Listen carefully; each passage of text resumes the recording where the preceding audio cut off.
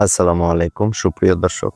আমাদের 5ই আগস্ট 2024-এর পরে নতুন একটি সরকার গঠন হয়। সেই সরকারের প্রধান হন ডক্টর মোহাম্মদ ইউনূস, নোবেল বিজয়ী, নোবেল লরিয়েট। তো ওনাকে নিয়ে এই 9 মাসে কম সমালোচনা আলোচনা কম হয়নি। সেই সমালোচনা থাকলেও প্রধান উপদেষ্টাকে বিভেদের পথে না গিয়ে আস্থা রেখেই একসঙ্গে সমস্যাগুলো সমাধান করতে হবে। সমকালের একটি রিপোর্ট, ডক্টর ইউনূসকে আস্থায় রেখে বিভেদ দূর করতে হবে। সমালোচনা থাকলেও প্রধান উপদেষ্টা ডক্টর মোহাম্মদ ইউনূসকে আস্থার জায়গা থেকে এত তাড়াতাড়ি সরিয়ে দেওয়া ঠিক হবে না।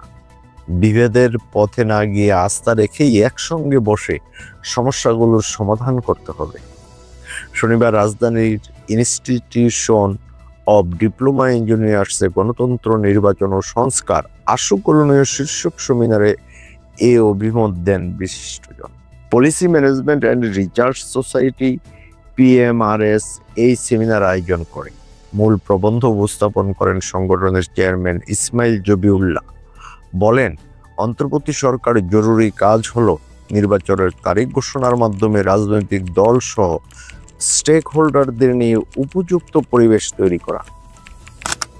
গত 10 মাসে এ বিষয়ে তেমন উন্নতি হয়নি। সরকারের উচিত দ্রুত নির্বাচনের রোডম্যাপ দেওয়া। নির্বাচনের রোডম্যাপ প্রকাশ হলে অস্থিরতা অনেক কমে যাবে বলে মন্তব্য করেন বিশ্ববিদ্যালয় মঞ্জুরি কমিশনের UGC চেয়ারম্যান অধ্যাপক SMA ফয়েজ।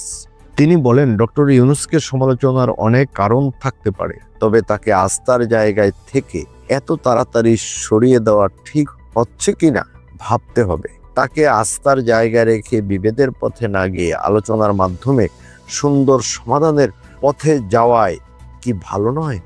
এই আলোচনার জন্য বিএনপি এগিয়ে এলে ডক্টর ইউনূস কেন আসবেন না? সবাই বসে সমস্যা সমাধানের একটি রাস্তা বাতলানো দরকার।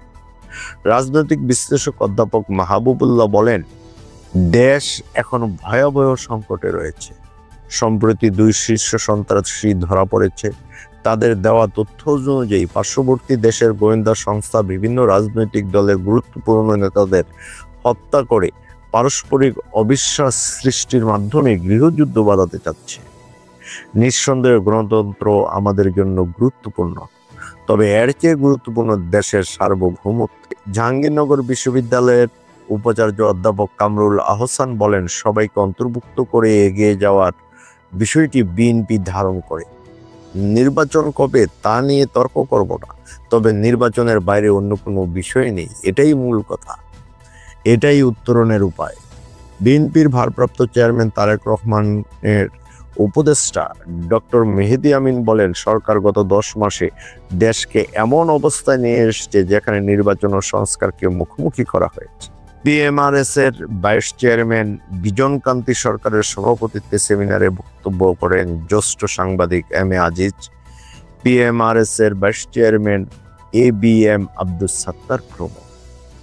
আসলেই ওনাকে মাইনাস করে না, বিভেদ কমিয়ে এনে আমাদের দেশের সার্বভৌমত্বের জন্য সবাইকে ঐক্যবদ্ধ থাকতে হবে, এটাই আমাদের মূল প্রশ্ন। আর যত তাড়াতাড়ি সম্ভব নির্বাচনের একটা কাঙ্ক্ষিত একটা ছক দিয়ে দিলে দেশে এই এত কিছু আর হবে না, আশা করা যায়। দর্শক, আজ এ পর্যন্তই। আল্লাহ হাফেজ, ভালো থাকবেন।